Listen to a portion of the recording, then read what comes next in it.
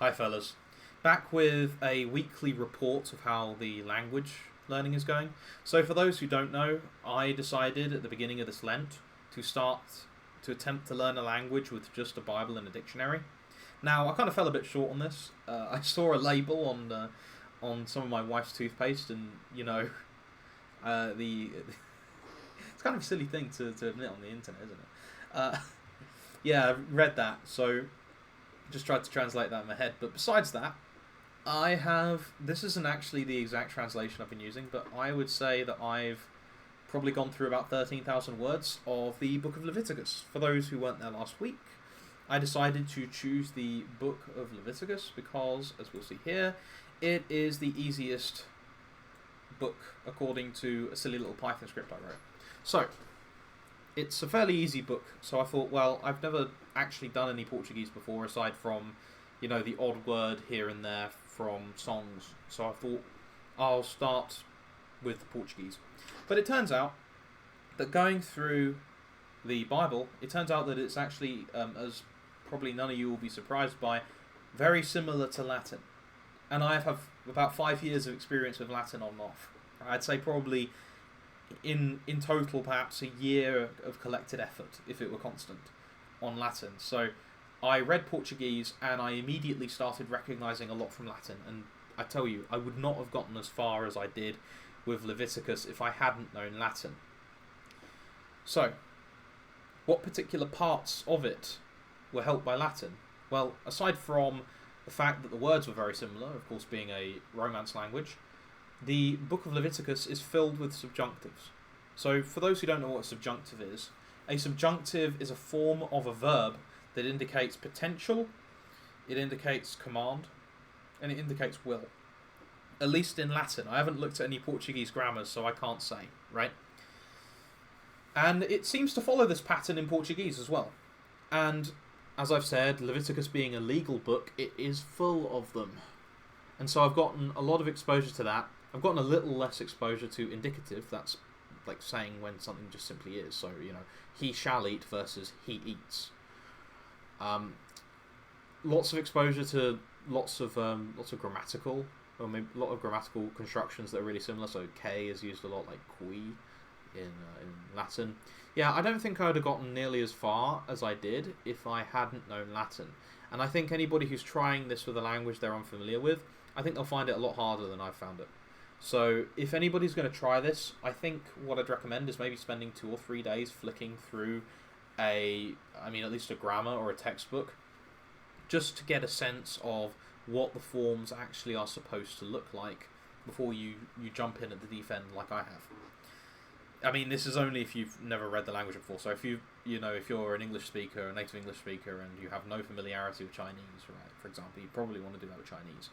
But, being somebody who knows Latin to an extent, I have found this relatively comfortable to actually transition into. So, on the first day, on Ash Wednesday, I spent about 3 hours. I'd say I spent about 2 hours, maybe a little over 2 hours on average, on Portuguese each day since then. And on that day, I finished 2 chapters. And for those who understandably don't know much about the book of Leviticus, the first 2 chapters are really short. It's about 1 A5 page. So it took me 3 hours to finish 1 A5 page of Portuguese. But I sped up much after this. So today, for example, I was about 10 verses into the 14th chapter, and I got to the end within about I'd say probably 2 hours, because someone called me in the middle of it, right? I'd say in about 2 hours I got to the end of chapter 17, which is not a small amount of text. So I got a lot quicker. I'd say, like yesterday, I actually sat down and measured the difference, at least comparing with an English Bible, and I went from a little under 1 A5 page for the first day on Ash Wednesday through to about 3 1/4 pages of little Bible text on day 6. So I went way quicker. I'm much more sped up. One slightly under A5 page of Portuguese in 3 hours, versus about 3 1/4 in 2 hours. I'm going way quicker. I'm still going a lot slower than the native speaker, obviously, but yeah, I'm speeding up. So, what I'd recommend is Learn the grammar first. So what am I going to do next? So it seems to me, being on chapter 18, that I'm going to be finished with Leviticus probably on Friday or Saturday at this rate. So I have to pick another book. And I'm caught between two choices. The first one is the Psalms. And I'm thinking what I'm going to do is I'm going to load up my Bible app on my phone. As far as I can tell, only the Portuguese Bibles have audio for them. And I'm going to read through the Portuguese Psalms on my phone, note down the words that I don't know, and listen through it. Because I haven't actually done any listening, and I have very little idea of how Portuguese actually sounds. Which is going to be the difficult part, I suspect. So I could do that. I could go through the Portuguese Psalms on my phone. That'll probably take me... Oh, I wouldn't want to say. Maybe... I could probably do 7 or 8 Psalms a day. Maybe. Excluding the huge one, of course. And that might take me the other... like a good half of Lent to do. Or alternatively, I could read Genesis, which is a much easier book. So if we compare them here, so this is the Psalms. Kind of caught that out of the corner of my eye. That was complete luck. That wasn't planned. We see here that I probably learn about 400 words doing this. This is not taking into account the words that I've already learnt from Leviticus. So this may be lower. This may be higher. Otherwise, I'm gonna go for. Otherwise, I'll go for... where's it gone? There we go. Genesis, right? Slightly less input. 35,000 versus 41,000. In fact, for those who are interested in why I'm doing this, it's because I wanted to sort of try out Stephen Krassen's hypothesis that you can get a lot better at a language simply by comprehensible input alone with basically no grammar instruction, and see if this actually worked. As well as thinking that I thought, well, the Bible is... typically, at least in Latin, a fairly easy text, so I can probably pull it off with that. So, that's where I find myself now. I will probably begin... I think what I'll do first is I will write or modify this script so that it removes all of the Levitical learnt words, and maybe takes into account the words that I've already read in there, so it will probably remove every word that I've seen more than 12 times, and this is 6, so... And then apply this to all of these books, and then I'll pick based on that. I'm thinking I might just go for Psalms anyway, because there's a lot of direct address, and that'll be really helpful in conversation.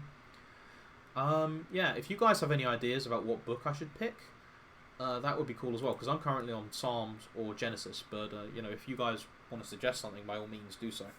So, there'll be other content that's coming out as well.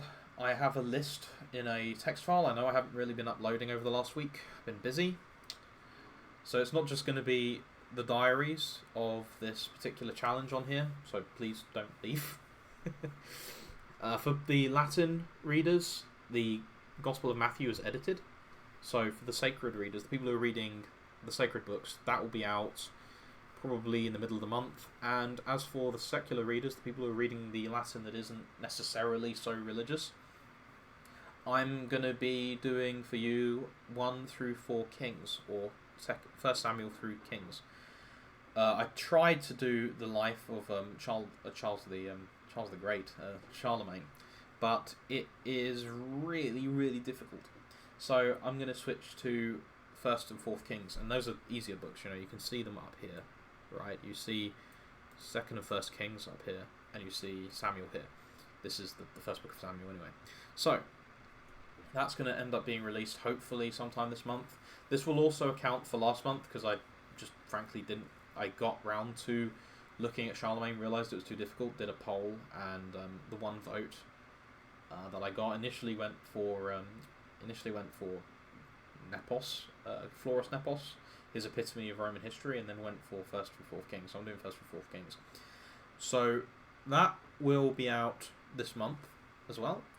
And yeah, if you guys are interested in this or want to share this with anyone, because I feel that there are probably a lot of language geeks and a lot of maybe religious people who are interested in this, please go and share this challenge. It would be interesting to see what people get back with on this, and also, you know, grow the channel, of course. Please share, please like and subscribe. I will see you guys later. Bye bye.